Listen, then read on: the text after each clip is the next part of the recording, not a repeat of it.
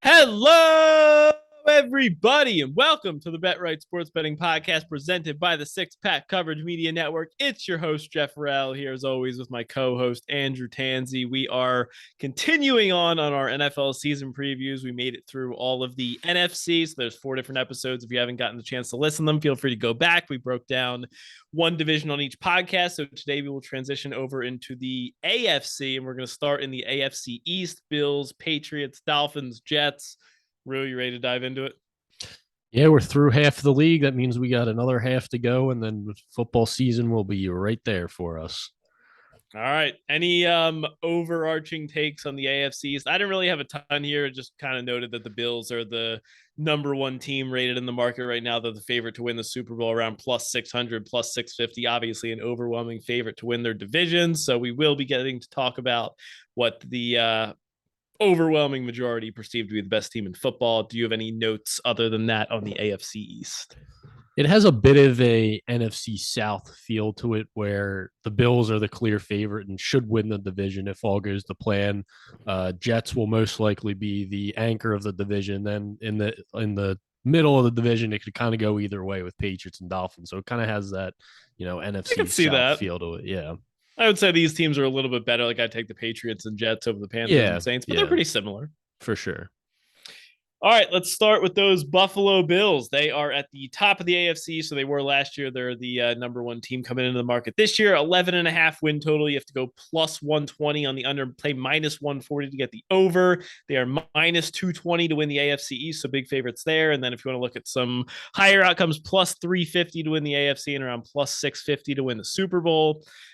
Coaching change. They did lose Brian Daboll as their offensive coordinator, replaced him with Ken Dorsey. A bunch of roster changes. They lost Cole Beasley and Manny Sanders at wide receiver. Also lost defensive end Mario Addison, their sack leader, Jerry Hughes, Star Latule, a couple of guys on the defensive line. Did make a bunch of additions as well, though. Bringing in Von Miller was a big signing. They signed him to like a 13-year deal, even though he's been in the league for like a decade. That was kind of strange, but still a good signing for this season. They brought in Jamison Crowder and OJ Howard, and then guard Roger Saffold.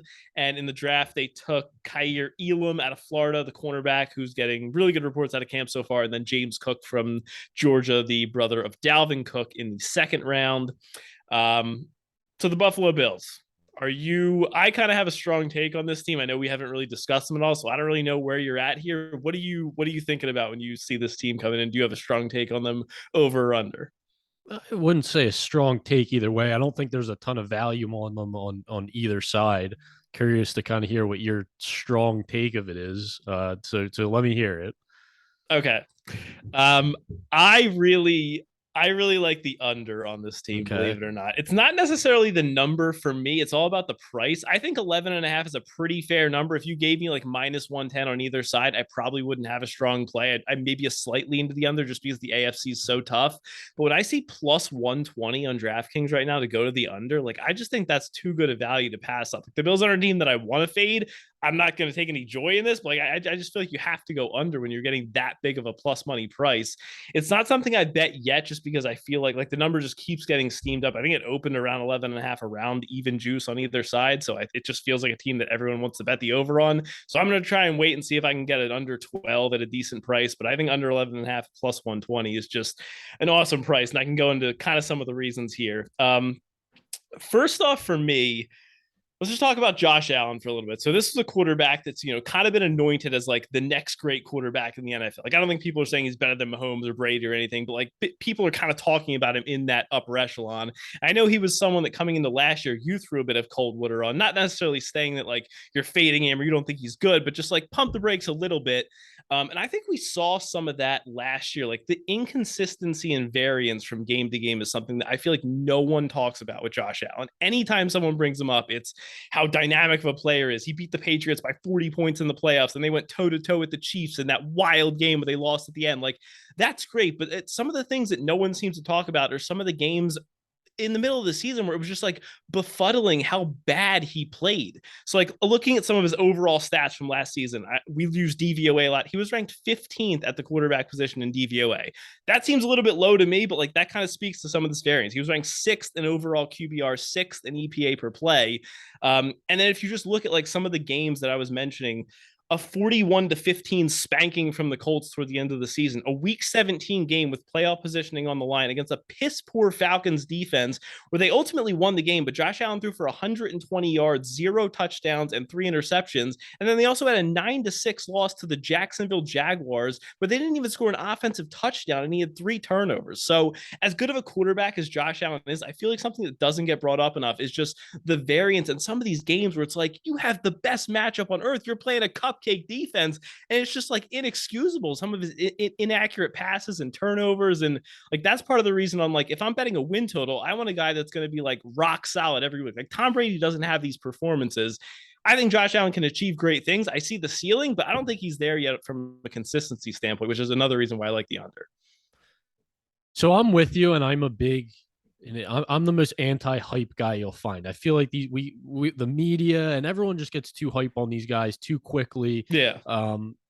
At the same time, from the other perspective of it, to play devil's advocate is you see inconsistencies throughout a season for most quarterbacks. We saw it a lot with Right. You're not going to be amazing every week. Yeah, we saw it a lot with Mahomes last year.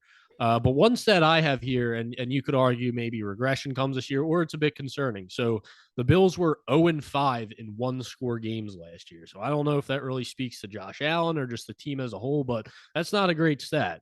And then every game they won, just kind of found this funny. Every game they won by at least 12 points. So they were 0-5 in one-score games, and then every game so anytime it does make sense to me. I mean, when I think about the Bills last season, like they were a team where I didn't mind laying like a double-digit spread because they kind of felt like a team that could just put the hammer down. Yeah. So I'm with you on Josh Allen, but I don't want it to come off as in we're talking negatively on. Like, he's a great quarterback. He could win the Super Bowl. Wouldn't be surprised at all. Yeah. Like, yeah. And the Bills have a great team. You know, losing Daboll is obviously a big deal in offense. He was just, I feel like, gets a lot of credit for kind of turning Josh Allen around from his rookie year where he was very inaccurate. He kind of built a new offense around them. For me, the concern out of the gate is not having Tre'Davious White. So no one really knows when he's going to be back. Could be late October, could be early November. I think he got hurt on Thanksgiving last year is when he tore his ACL. So right out of the gate, you're going against the defending Super Bowl champions who have Kupp and Allen Robinson on the outside. I know you draft a rookie corner who's getting high praise in minicamp, but coming out and covering Cooper Kupp on opening night is a little different than covering, guys in training camp. So yeah, and you got the Dolphins week 3, the Chiefs are early. I mean, there's some big receivers coming up. Yeah, and since Trey White went down, it didn't really reflect too much in the stats, but the only 2 good passing offenses this team played after he went down were the Bucs and the Chiefs. They lost 33-27 to the Bucs. Brady threw for 360 yards and 2 touchdowns. And then obviously the loss to the Chiefs in the playoffs where Mahomes threw for 370 yards and 3 touchdowns. So those were really in the final minute. Yeah. Yeah. Those were just the stats from the last minute. Yeah, exactly. So it didn't reflect too much because there was a lot of easy matchups there after he went down. But these 2 passing offenses, now obviously the Bucs and the Chiefs are top 5 offenses in the NFL. But the first 6 weeks of the season, which Tre'Davious White could most likely be out for, 3 of those matchups you're playing against the Rams, you're playing against the Chiefs, and you're playing against the Dolphins, who obviously not as the same tier, but they could be a decent passing offense who have some weapons on the outside. So I think that is going to be big coming out of the gate. And like you said, with Josh Allen, there's going to be inconsistencies. And I think they really need to get a run game established. The offensive line was terrible in run blocking last year. They were bouncing between Zach Moss and Devin Singletary for most of the year until Singletary finally took over towards the end of the season. So I think you really got to get a run game going to take some of the pressure off Josh Allen. As good as he is, like you said, some of those games where he was inconsistent could easily be kind of minimized by having a run game. So I'm not with you on the under. I would probably lean the under based on the value. And it's a team that won 11 games last year, so they can still be a great team and win 11 games. Yeah, like with the way the AFC is loaded this year, like if they go 11-5 or 11-6, like, yeah, they had a great season. They still went under their win total at plus 120. Like, it's not like they won 14 games last year. And they don't have an easy schedule. Oh Their no, that was the division, other thing I was going to bring up. The schedule's pretty brutal in my opinion. their division is it's a tougher division. You obviously get the Jets twice, but Miami's they've done well against Miami, but it's not a cupcake matchup. Patriots is obviously a tougher matchup. And like you said, I mean, they lost to the Patriots once last year. Now that was that win game, so take from it what you will. But they let up 34 points to the Titans and lost. They lost to the Lost to Jaguars, the like you said. They yeah. got annihilated by the Colts, and so they lost on in the opening game to the Steelers. So it wasn't a bulletproof team last year by any means, but they were still one of the top teams in the league, and they still won 11 games. So yeah, I think the value, like you're saying, is certainly on the under. Yeah, and just from a schedule standpoint, like when I go through their schedule, like I just keep coming out with 11 wins. I think there's a lot of tough games. So they start Rams, Titans, Dolphins, Ravens, Steelers, Chiefs, Packers. So that's obviously a very tough schedule to start. Maybe you see 4-3, maybe they go 5-2 through that. But then even in the back half, they're going to face the Browns. Deshaun Watson will presumably be back. I think that's like a week 11 game at Cincy, the Patriots twice, which you know is going to be tough. So like I think they're deserving of being the number one power rated team in the NFL right now, but I just think there's value at under 11 and a half with their schedule, given that it's plus 120. Yeah, and I love the Rams on opening night. I've already bet the Rams for some of those reasons. Trey White being out, they have some new pieces on the offensive line going against this Rams great defensive line. So, yeah, I'm you kind of pushed me a little further to where I'm actually considering betting the under now. And again, like I said, like I don't think this is one where you need to rush and bet. Like I keep seeing this number go up. So I think this is kind of like a wait till the last week of the offseason, see where the number goes. Maybe we get at plus 130 at that point. Maybe we get a flat 12. I mean, I like look, this team could win 13 games, but I think with the schedule, like 12 is probably a pretty reasonable ceiling. Like you push on 12, you win on 11. Like if we get a 12, I think this could be a really good bet. So I'm going to put a little bit on it now and then wait and kind of see where the number goes. Yeah, the only problem is, and where it gives me a little bit of pause is you play the Jets twice. Obviously, you expect them to take care of business. Now they can drop a game against a team like that, like we saw last year. But you get the Jets twice, you get the Bears, you get the Lions. So those are 5 games right off the bat. You're kind of like, okay, you're looking at those as wins. Now they can lose them, but when you go through the schedule, you're looking at those as wins. So then you're like, okay, they're playing all these great, like Miami. You would kind of expect them to beat Miami at least once. That it gets a little bit dicey for me as you kind of go game by game down the schedule. But just from a value perspective and the odds, I think you're right on the under. Okay. Is this a team that you? Sorry, go ahead. I was going to say, and Josh Allen, if you're a big Josh Allen guy, Josh Allen can have a great season, win MVP, and they can go 11-6. It's not out of the question.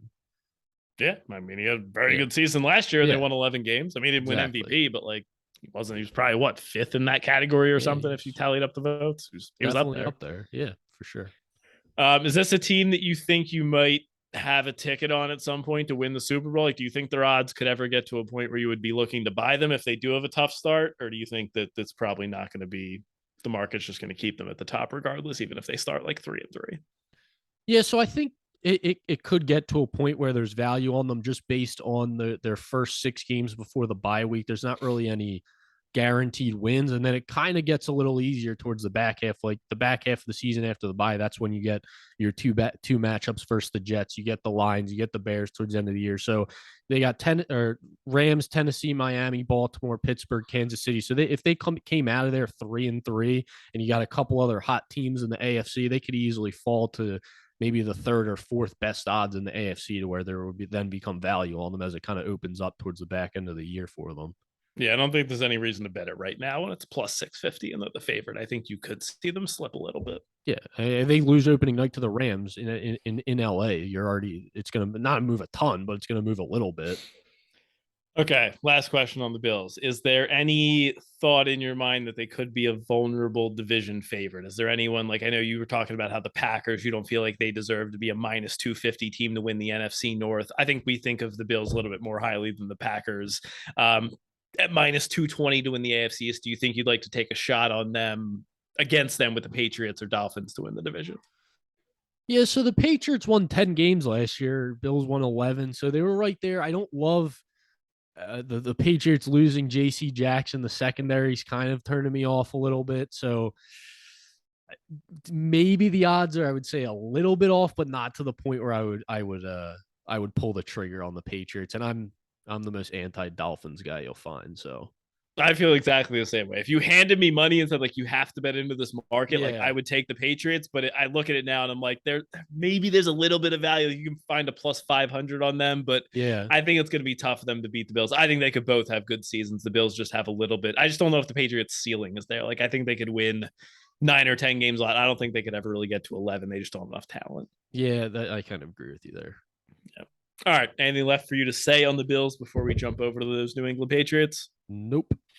All right, Patriots win total is sitting at 8.5. It's around minus 110 both ways. As we just mentioned, they are plus 500 to win the division, about plus, no, that's not right. I have plus 500 to make the playoffs. I don't think that's right. I believe they're around like plus 180 to make I the have playoffs. plus 160 for the playoffs, Okay, plus 500 for the division. All right. Coaching staff changes. So there was some reports that Matt Patricia and Joe Judge are going to be doing some teaming up on offense to do some kind of offensive coordinator calling play stuff. I'm not really sure. Matt Patricia is? Yeah. The former Lions head coach. Him and Joe Judge are both. Him and Joe, there's reports that either him or Joe Judge are going to call plays for the offense. Patricia was a defensive coordinator. That doesn't even make sense. That's part of the reason why it's so concerning. I didn't even hear that. I'm like 99% sure that's what the report was. I take it back. The Patriots cannot win the division. Well, that's going to be a lot of what my analysis is here. We'll get into that in a second. Let me just go over the roster changes here. A couple additions. They got Devontae Parker help out in the receiving room a little bit, and they brought in safety Jabril Peppers. Did have a decent amount of draft picks. No one's really heard of any of them. They seem to just take random guys and then turn them into good players. They did lose a lot on this team from last year. So on the defense, they lost J.C. Jackson, their number one corner, 3 linebackers, Dante Hightower, Jamie Collins, and Kyle Van Noy. They also lost 2 offensive linemen, Shaq Mason and center Ted Karras. So there's a lot of changes going on this roster. I'll let you start here on the Patriots. What are you feeling coming into this season for New England? So my overall feeling is they kind of seem like the forgotten team in this division. Everyone's obviously high on the Bills, like we just talked about. Everyone's excited for Tyreek Hill in Miami, and everyone's, again, convincing themselves that Tua can take another leap. And everyone's hyped that the Jets had a big draft. The Jets won the draft. Yeah, exactly. But here the Patriots are. They won 10 games and went to the playoffs last year with a rookie quarterback. So when I go into this team, I'm like, man, 8.5 wins, it seems low. But then what you just said, like all the you look at the roster and you're like, what is happening here? So this team was 4th overall in DVOA last year, and they were just an all-around, well-rounded team in the most boring kind of way. Like there's nothing exciting about this team. Mac Jones isn't an exciting quarterback. They really didn't have any weapons on the outside. Now they brought in Devontae Parker, which I really like for the offense and for Mac Jones. It's really a team that wants to run the ball and play solid defense. They averaged 124 rushing yards per game, 9th in adjusted line yards. So the issue to me is the defense. Like you said, they lost J.C. Jackson. They lost all these linebackers, and they were middle of the pack in sacks on defense and only ranked 23rd in pass rush win rate. And that was with Matthew Judon setting a career high in sacks, which may be asking for a lot for him to repeat this year. He's 30 years old heading into the season. I don't know if I see that happening again. So that's where it just gets a little iffy to me, because if this team is going to go into the season and start getting into shootouts, I don't know that I like them that much. And you know, you got a couple games early in the schedule, Pittsburgh, Baltimore, where those could be more slugfest type of games that maybe the Patriots could find a way to win. Green Bay, where they could maybe kind of look to play that style of football, but it's tough for me to get on board with this team. As much as I want to bet the over 8.5, it's just tough with all those moving parts and a defense that I can't trust. And I don't have a quarterback there. I only saw 1 year of Mac Jones. It's not like I have a quarterback there that I can trust to negate these losses on defense and put up a ton of points to win games.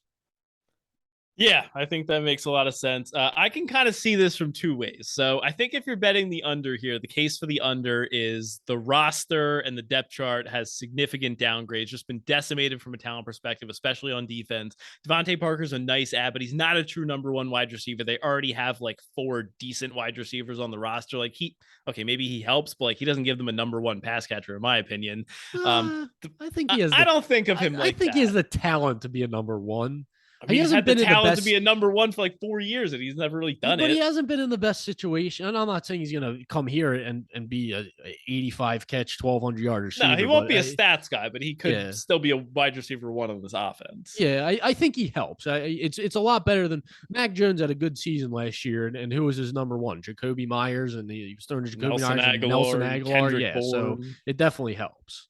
Yeah, he's better than those guys. He's not like a Tyreek Hill, but you could also look at, like I said, Matt Patricia and Joe Judge calling plays on offense could be a bit concerning. So I think you could make those cases that this is a case for the under. This is similar to year one with Cam Newton, where Bill Belichick looked a little bit more human and the Patriots finished with 7 or 8 wins, miss the playoffs, and go under.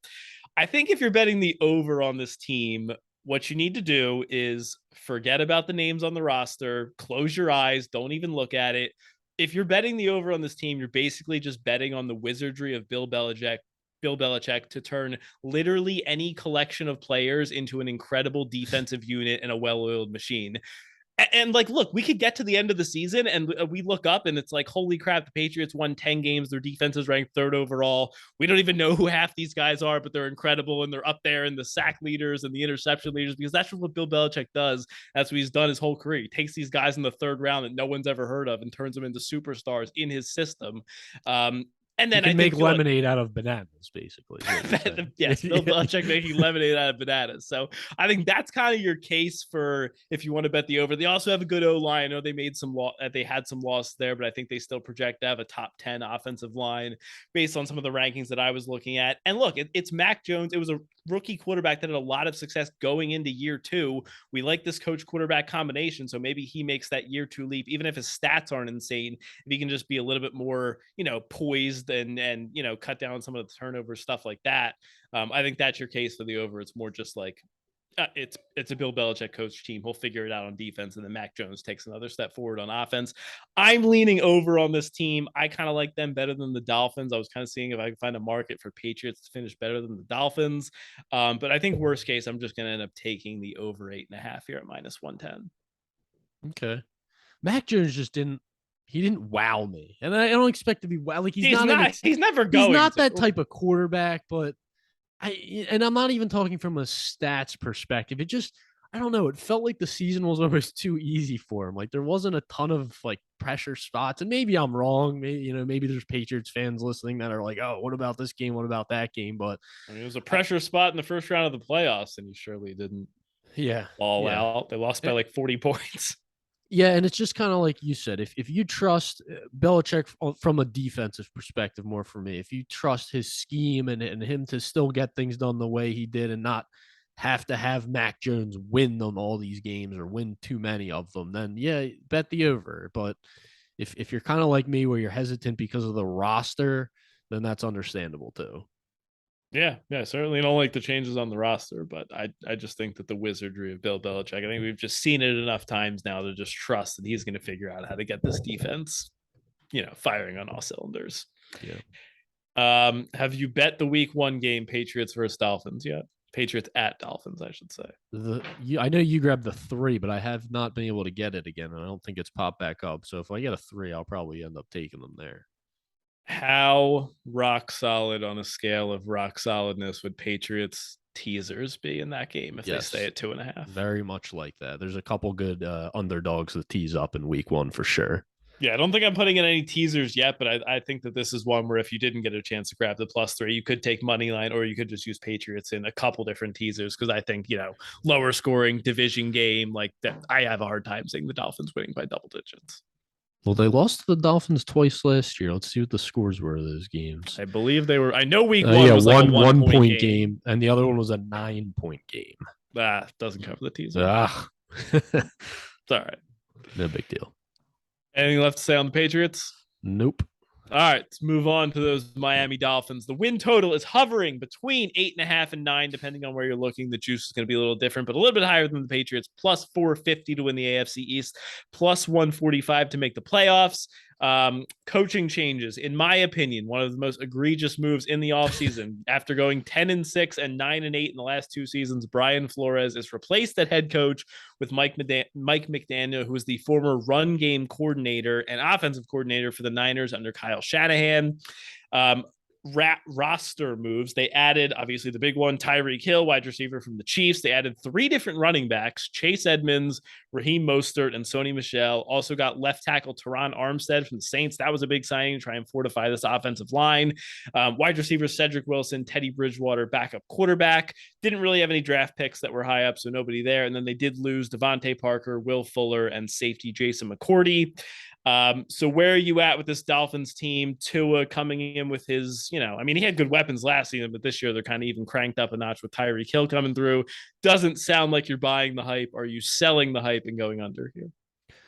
So a year ago, this team was your Miami Dolphins. Jeff was convincing himself that Tua was an MVP candidate. The Dolphins had a chance at the AFC. And I said, well, I'm sitting here with an under 9.5 ticket. And they started out the season 1-7. So I was already taking those tickets to the window. Next thing almost lost them. Next thing I know, they rip off like 7 straight games towards the back half of the year.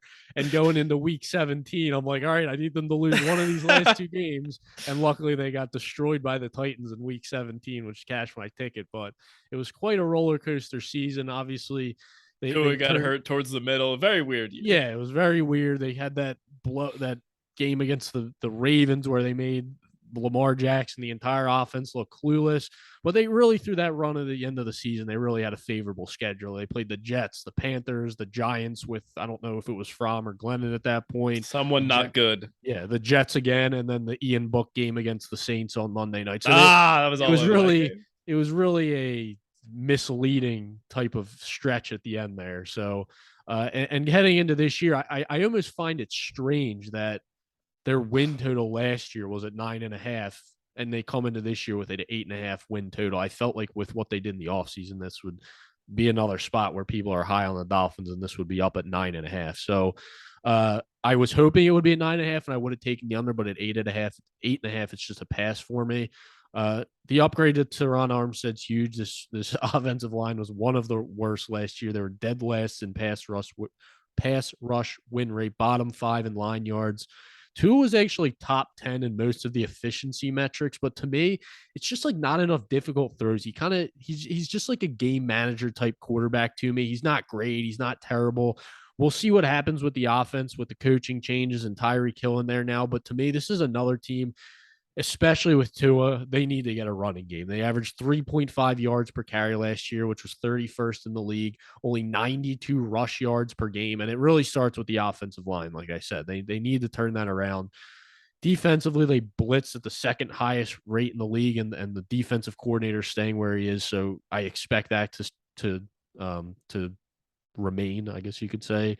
Secondary is pretty solid with Xavier Howard coming back. One of the best in the league for sure. Yeah, so that's definitely a strong point, and they were 3rd highest pressure rate last season. So the defense, it's one of those like defenses that's going to cause some havoc on defense. They're going to force some turnovers, put some pressure on the quarterback, but it's really all about Tua and the offense. Now, if you're a Tua guy, I think you buy into this team and you take the over 8.5, and I think you take some take a little bit on them to win the division just based on what the potential the defense has, and if you're high on Tua with the addition of Tyreek Hill. But I'm just not there with Tua. I don't think he has another gear. Like I said, I think he is just like a step up from like a Teddy Bridgewater type of quarterback for me. Yeah, for me, I think I'm going to be on the under here. I think I have a small ticket on under 9. I found like a minus 120 out there. I think you can still get that on DraftKings. I don't think I love it at 8.5 unless you're getting decent plus money, but I do think 8 wins is pretty likely here. Like Bruce said, this is a team that I was on a lot last year. I thought they had a good amount of upside. I thought, Tua was kind of an unknown going into last year. But honestly, like one of my biggest reasons why I was high on this Dolphins team last season was Brian Flores. Like I just thought he was a really, really underrated coach. Thought he was one of the better coaches in the league, especially on the defensive side of the ball. I really liked what he was doing with this defense. And I think going from him to Mike McDaniel, like obviously he's an unknown at this point, but I think that's a big downgrade, especially when you look at the roster that the Dolphins have. So like Mike McDaniel obviously comes from the Kyle Shanahan offense. He was the run game coordinator for the 49ers. He was promoted to offensive coordinator last year, but like like you look at what Kyle Shanahan loves to do. He wants to dominate with his offensive line. He wants to establish the run. What do the Dolphins have? Even with the signing of Teron Armstead, they're still projected to have a bottom 10 offensive line in the league in most of the rankings that I'm seeing. And they have a collection of the most mediocre running backs on earth. Myles Gaskin, Chase Edmonds, Raheem Mostert, and Sony Michel. Like none of those guys are ever averaging 4.5 yards per carry behind a mediocre to bad offensive line. So like, look, maybe Mike McDaniel can adapt to the skill position players that he has, but like I look at a guy that's known for wanting to run the ball and he comes in with this offense, like this isn't that at all. And then you look at Tua, yes, he's fine and from like an accuracy perspective, short passes, maybe intermediate, but I just don't think he has the arm strength, even though he has Tyreek Hill and Jalen Waddle and all the speed on the offense. I don't think he has the arm talent to scare anybody. It's not the same as Patrick Mahomes hitting Tyreek Hill down the sideline for an 80-yard bomb. I don't think the safeties need to play as far back because Tua just doesn't have the arm strength to hit these throws. So then you can have even more guys in the box to stop the running back. So I just don't know if this fit really works here. I think the defense takes a step back without Flores, even though they did retain their defensive coordinator. I think this is a team that's going to go under. I was kind of looking at them to miss the playoffs. I think I found like a minus 165. I'm going to see if I can find a little bit better than that. But this is a team that I would only bet the under on, and I'm probably going to be fading them a lot during the season. Yeah, and you look at the schedule last year, like I said, they're really their only good win. Well, so the Patriots are 2 good wins. And then Baltimore. Outside of that, it was just that slew of crappy teams. And they lost to teams. Let's see. They lost to the Falcons last year. They let up 30 points to the Falcons, who averaged 17 points for the season.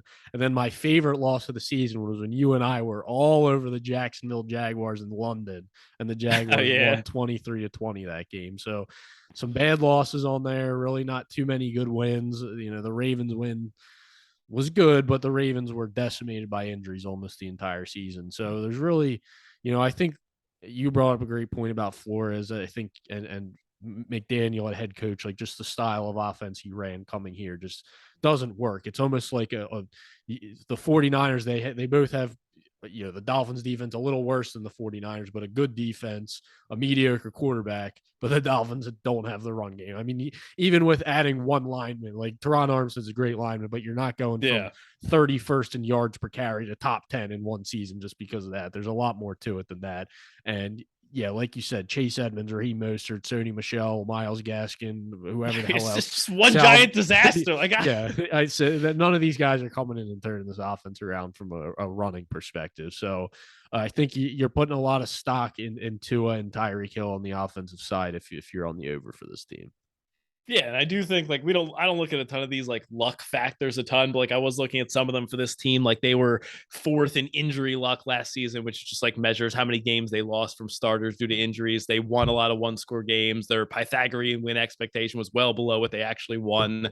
They were top 4 in the league in fumbles recovered. So like some of these luck metrics, they actually ranked pretty high in last season. So they may have even overachieved with their 9-win season last year. So I think they're going to win 8 or maybe even 7 games. And I do think like, I don't know if there's necessarily disaster potential, but Tyreek Hill does seem to be a lot more outspoken now that he's gone to the Dolphins since he was in Kansas City. And I don't think anybody would be shocked if they're, 4 games in, they start off 1-3 and Tyreek Hill's only getting a handful of targets every game, or Tua misses him on a deep shot. Like I wouldn't be shocked if he started causing some trouble in that locker room. They could easily start out 0-4. They have New England, then they go to Baltimore, home against Buffalo, and then at Cincinnati. So at Cincinnati on a short week after playing Buffalo. So by no means an easy schedule. And this is a team where when I look at their schedule, I'm not really penciling in any wins like I am for other teams. They're a team when I'm not penciling in both wins against the Jets or playing at Detroit or at Chicago. They to me have, I mean, maybe Chicago I could pencil in a win for that, but these other teams I'm not writing it off that they have the potential to lose to the Jets or one of those teams. And then outside of that, they do have a pretty tough schedule. There's really not many other Vikings, Steelers, Browns when Watson should be back. I mean, there's a lot. You're pretty confident Watson's going to be back, huh? I mean, at some point we have to assume he's going to be back. How many games is he getting suspended? They play him in week 10. I don't know. I mean, at this point, I don't even know if he's getting suspended. He's going to be suspended for like the 2025 season. It's going to just drag on. I don't know. I still think the most likely outcome is 6 games, but what do I know? Nothing at this point. All right. Anything left to say on the Dolphins? Nope. I have some props, but I'll bring them up later because I forgot to mention them earlier. Okay. All right, let's finish off with the New York Jets here, last place in the AFC East. Last year, the win total has been one of the most bet things this offseason. It's at 5.5 right now. Heavy juice to the over, 24-1 to win the AFC East, and plus 700 to make the playoffs. Couple notable changes from the roster. They lost Jamison Crowder, the wide receiver, and also lost Shaq Lawson, the defensive end. Some depth on their O-line, but nothing major there. Additions to the roster, they assigned 2 tight ends, CJ Uzama and Tyler Conklin. Also get Carl Lawson, who they signed from the Bengals in 2021. Basically missed all of last season. He should be healthy this year. And then they drafted Sauce Gardner, Garrett Wilson, and Jermaine Johnson all in the first round. Then took the Iowa State Cyclone Breece Hall in the second round. So there was a lot of hype around this team on draft night. I think they made a lot of like nice additions to the roster. I gotta be perfectly honest, I was kind of really buying the hype on this team on draft night. I got a little carried away.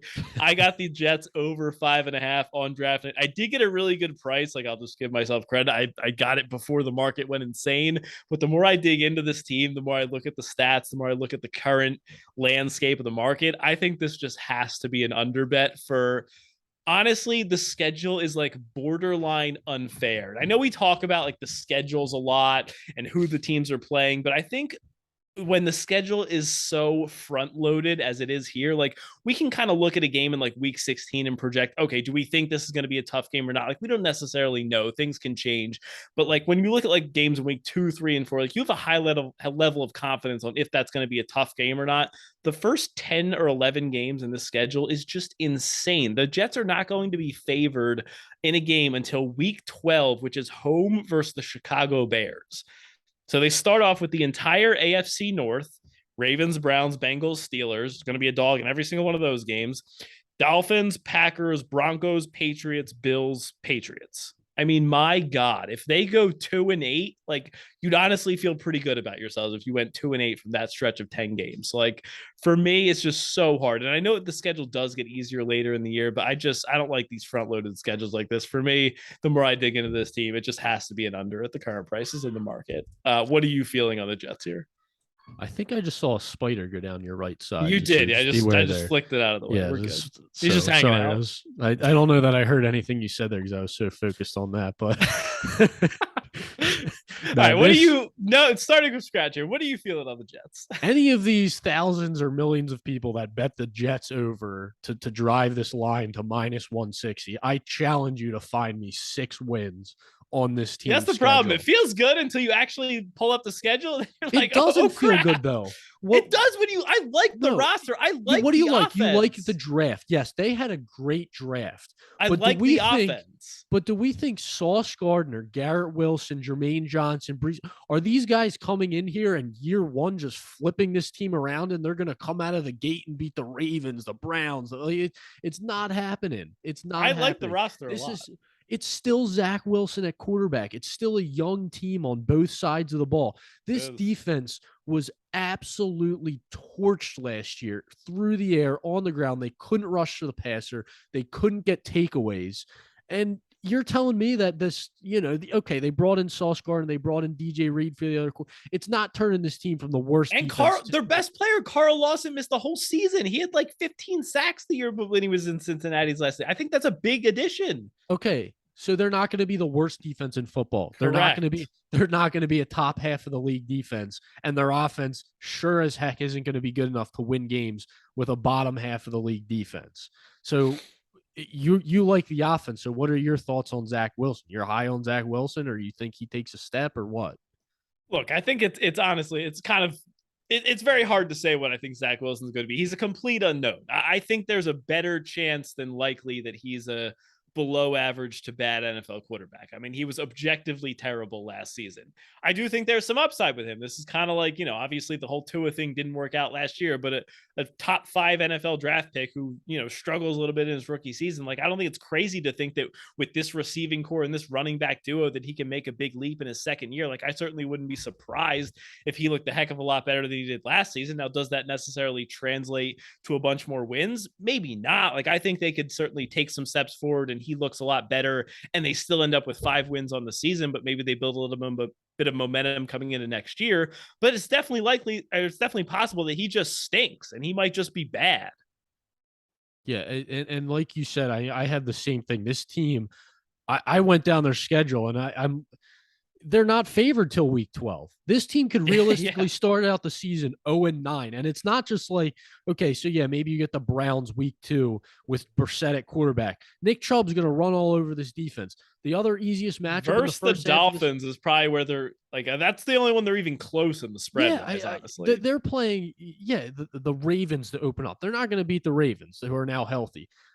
Maybe you make a case against Pittsburgh, but against that defensive line with TJ Watt, I don't see it. So At Green Bay and at Denver back to back, my God. maybe you steal a game. If they steal a game or two in those first 9 weeks, that'll be good for them. So you're like I looking said, you at start 2-9, and you're like, yeah, all right, we get a pretty 2-7, good start here. Yeah, exactly. So to get an under at plus 135 on 5.5 right now, I don't know how you can pass that up. And all right, and let's just talk about the end of the schedule a little bit, because it does ease up. They do have, so we said versus the Bears. They also have versus the Lions in week 15, versus the Jaguars in week 16, at Seattle in week 17. Those are obviously 4 winnable games. But like we said, like even those are winnable games, like it doesn't mean the Jets are going to win all of them. And I think, like, just from like a human element standpoint, like it's pretty hard to start off the season. Let's say they start 3-11 and they're eliminated from the playoffs in like week 12. Like, what's the motivation level going to be week 16 in Jacksonville, week 17 at Seattle? Like, they might not even be trying by then. So, like, I'm not saying that they're necessarily going to quit on their coach, but like, this is why I don't like the front loaded schedule, because if you're eliminated from the playoffs in week 10, like, what are you playing for the rest of the year? Well, and that's the thing. So you look at these matchups in the back half of the year: Chicago, Detroit, Jacksonville, Seattle. Those are the teams that are in the same class with the Jets. So you're not you would need them to essentially win all those games to hit this over, in my opinion. Maybe they win 3 of the 4. Right, and they're going to be small spread games either way. Whatever the home team's going to be is probably going to be under a field goal, because, like you said, they're all in the same class. Yeah, exactly. So unless you can feel confident that they're definitely going to win 3 of those 4 games, I don't think you can take an over here. And they're going to need to beat at least 2 teams that are significantly better than them. And this to me is getting this under at plus 135 might be the best value in terms of win totals for me on the board. I loved the Falcons at under 4 at even money, but this at plus 135, I can't believe how long this is held at minus 160 to the over of this. I'm wondering if there are 6s that are starting to appear. So it looks like MGM opened to 6.5. The under is minus 135. What? I mean, like, how could they win 7 games? Oh my God. Okay. I am about to absolutely unload on that right now. I didn't see that. That must have just come up. Lucky you can still bet on MGM. So I'm wondering if there's going to be some 6s around like minus 110 either way, because it kind of seems like we're in the middle here. But yeah, I mean, it's just, God, I feel like an idiot for betting the over, but like the more I look at it, it's just like at these prices. I mean, you got sucked into the draft day hype. I sure did. I mean, I definitely wasn't doing a schedule analysis at that point. I mean, I also got like minus 115 to the over, so it was a lot different than the minus 160 whatever now. But still, it's still hard to find 6 wins regardless of what the price is. MGM's site is nearly impossible to navigate for me. Sometimes their futures section is like where are the win totals? Like, there's just like stuff everywhere. Like, you have to scroll for like hours. I don't know. All right, so Jets under 5.5 at plus 145 on DraftKings seems like it's your favorite bet of this division. Is that a fair statement? We'll say that again. Sorry. Jets under 5.5. Yes. There's a plus 145 on DraftKings. Is that fair to say that's your favorite bet of the division? Well, now I like the under 6.5 at minus 135. I'm going to take, but yeah, I'm going to throw a little on. Oh, I already have the under 5.5, but I'm going to add this with the 6.5. So, all right. I think my favorite bet so far is the Bills under 11.5 at plus 1. Really? Of the whole offseason or just of the division? No, just this division. Just the markets that we talked about so far. No. It's certainly not my favorite bet of the offseason. I haven't even bet it yet. But okay. All right. Do you have anything left to say on the Jets before we talk over some player props here? Nope. Go for it. All right. I have 3 I want to run by you. Okay. All right. Start off with Von Miller. So I did a deep dive on some of the defensive player props that came out on DraftKings a few days ago. I am going under 9.75 sacks at plus 100. He's coming into his 11th season, 33 years old. So the chances he starts to lose a step or at least, gets injured, they go up every season he plays. Last 3 seasons, he put up 9.5, 8, and 14.5 sacks. The Bills did lose a lot of depth on their D-line. We mentioned Hughes, their sack leader, Addison, Latuile. But the main reason that I like this play, aside from the age, aside from the injury risk, is the way that Sean McDermott schemes his defense. Is a lot of blitzes. It's a lot of exotic pass rushes. The Bills are top 10 in the NFL in blitz percentage over the last 2 seasons. They also haven't had a single player record more than 7 sacks in each of the last 2 years. So this isn't a defense like the Steelers or the Rams where you're seeing a huge percent of their sacks from one guy. The Bills get more pressure as a team, so it comes from all levels. Last year, they had 42 sacks, 7 from Addison, 4 from Oliver, 4 from Rousseau, 3.5 from Abada, 3 from Milano, 3 from Poyer. Same thing in 2020. So you're seeing linebackers, safeties, defensive ends, they're all kind of getting pressure. That's just kind of the way that Sean McDermott seems to scheme his defense. So I think in this defense, given his age, given the injury risk at plus 100, I think 9.75 is a good play to the under. Yeah, I like it. I mean, none of the guys you named are really of the pedigree of Von Miller in terms of sacks. Like none of the guys you're saying that registered. Yeah, part of it could be that they haven't numbers. had like elite players on this defense, so that could be part of it. But I like the injury risk with the older players is certainly there. So I don't hate it. I'd be curious from a contract perspective if there's like a 10 sack incentive or something. You know what I mean? That's a good point. So that's something. I feel like they never tell you that until it's like week 17. Then there's like a million articles about all these incentives, but like no one ever mentions it until that week. We'll never know. And he had 9.5 sacks last year, so it's not like he's It's not like he's a JJ Watt from last year where he's just disintegrating into the earth. Yeah, 9.5 and 8 the last 2 years. Solid years. Still went under both times. Okay. All right. All right. Next one up. See if I can convince you on this one. Jacoby Myers. Under 3.5 receiving touchdowns at minus 120 on DraftKings. I know it's insanely low. He's allergic to the end zone. Yes. In 3 full seasons, 46 games, he has scored 2 touchdowns in his entire career. Now, maybe you could say there's a bit of regression coming, but I think in this offense, I just don't see how Jacoby Myers is scoring 4 touchdowns. So, as we mentioned, the offense is incredibly run heavy between Damian Harris and Ramondre Stevenson. Damian Harris was second in the NFL in rushing touchdowns last season. The Patriots ranked number 1 in the NFL in run plays called inside the 10-yard line. And why that's so important is because Jacoby Myers is a very low A-dot wide receiver. Almost all of his targets are coming within 10 yards of the line of scrimmage. He's not a guy that's going to score from 50 yards out, which is part of the reason why he's had so much trouble scoring in this offense. Mac Jones only threw 22 touchdown passes last year, and the Patriots now have 6 legitimate pass catchers that are all of the same skill level or close to Jacoby Myers. They have Devontae Parker, Kendrick Bourne, Jacoby Myers, Nelson Aguilar, Hunter Henry, and Jonnu Smith in there. So I just think in an offense that's not going to throw a ton of touchdown passes, it's very crowded. He's not going to be a premier red zone target. I struggle to see him scoring 4 touchdowns this season. So I thought under 3.5 was a good play. It almost seems like a fluky thing that is like the guy scored 2 touchdowns in 3 years. I know last year was the first year was really the number 1 clear right. Like his rookie season, he wasn't really playing that much. Like that was part of it.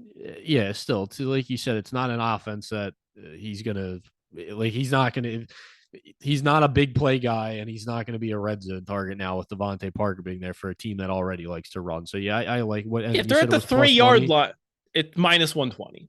Okay. Like they're at the 3-yard line. That like when are they ever scheming up a play for Jacoby Myers as the number 1 option in the red zone? Yeah. Like it's either going to be a run play or they're like doing a fade to Devontae Parker hitting Hunter Henry over the middle. Like Jacoby Myers might not even be on the field. Like they're not even going to have a slot receiver a lot of the times down there. So. And realistically, how many touchdowns do you expect Mac Jones to throw? You had what? Yeah, 22 last season. 22. You're talking about so 1.25 a game, 1.5 a game. Like pretty hard to do. And Hunter Henry's a pretty good red zone target. So yeah, for sure. Devontae Parker is as well. I think I need a little. I like the bet. I think I need a little better odds. I don't love the minus 120. Okay, that's fair. All right. Do you have any props before I get into my last one? Nope. Go for it. All right, last one. We're looking at my guy Tua. Under 4,000 pass yards. I believe I found in. this on PointsBet. All right, perfect analysis done. All right, for the real analysis, in his first 2 seasons, they were filled with injuries, as we know, and missed games. So you can't even look at his total yards. I think his highest was like 2,600. But even if you look at a per game basis, he averaged 181 yards per game in his first year, 204 last season. Now, this is going to be his best receiving core that he's ever had under center, but I think like we can look at last year, he had a pretty solid receiving core. Jalen Waddle, Devontae Parker, like yes, Tyreek Hill's an upgrade, but like it's not like he had a bunch of slouches last year. Still like Gesicki in there, so pretty darn good group of weapons last year. Only averaged 204 pass yards per game. In order to hit the over, he needs to average 235, and that's if he plays all 17 games, which is a massive if at this point, considering he's never done it in his career. So I just think expecting 32 more yards per game, that just seems like a bridge too far. We can't predict injuries, but it sure seems like the odds of him missing at least 1 or 2 games this season are pretty darn high. So give me the under 4,000. I like it. All right. All right, let me do my little comparisons here for you to test the waters. All right, if the Vikings and the Dolphins played, who would you rather take an over on the Dolphins 8.5 or the Cardinals 8.5? Two teams you bet. Neither. I bet the under on both. I'm saying, who would you think has the more upside, the Cardinals or the Dolphins? That's why they're both comparable teams that you took the under on. So I'd be curious to know who you think is a better team or a better chance to hit the over. Oh man, if you made me pick, I don't think I would pick who you think I'm going to pick. You're going to pick the Dolphins. I'm going to pick the Dolphins. Okay. I'm really out on this Cardinals team. Like I feel like the more I go into it, like I don't like them at all. Okay. All right. I don't like the Dolphins either, but I wouldn't be shocked if the Dolphins won 9 or 10 games. 10 might be a bridge too far. I could see 9. Okay. Who would you take? To hit the over, I'd probably take the Cardinals just because I trust Kyler more. Okay. And we saw him. They went on a run last year, beating some pretty good teams compared to the Dolphins, who were beating the. They did. I still feel like that didn't happen, but it did somehow.